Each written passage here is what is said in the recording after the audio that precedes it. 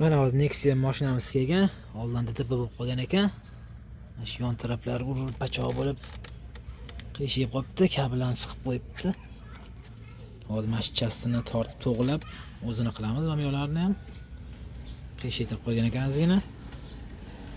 Mana kirlolarni bukpandan qilib qo'yibdi. Kirlolarni yangi olamiz. Bamferlar ham yangi olinadi, quloqlari sinib ketgan ichlari. Mana shvellarni o'zini to'g'rilab qo'yib beramiz, saqlashigan ekan.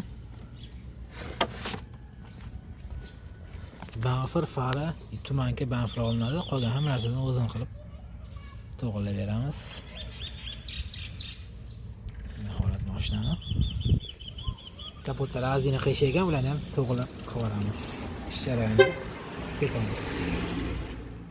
Mana Nexia uchimizdan ham tortib zazorlarni yig'ib oldik. Fara zazorlarni chiroyli qilib yig'ib keltirib qo'ydik mana. Hamma joyini bamfer oldilari, tepa zazor, eshik zazorlarni bir xilda qilib qo'ydik. Mana holat. Bu yonlarni ham chiroyli keltirib qo'ydik. Yani endi yechintirib kirloni sepishga boshlaymiz. Holat.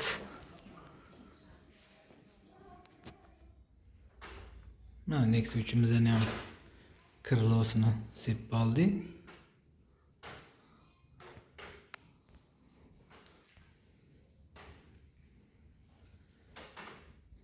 Endi qurisa yig'ib taqib beramiz, xudo xolasa.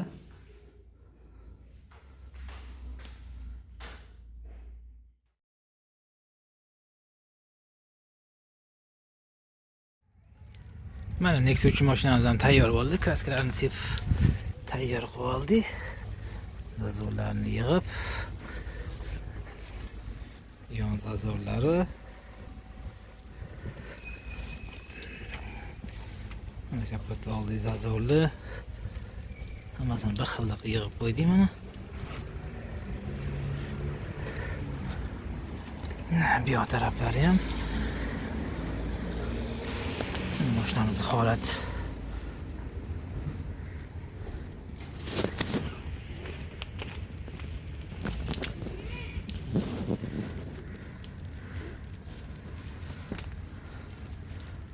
Mashinamiz tayyor bo'ldi. Endi egalarni topshiramiz.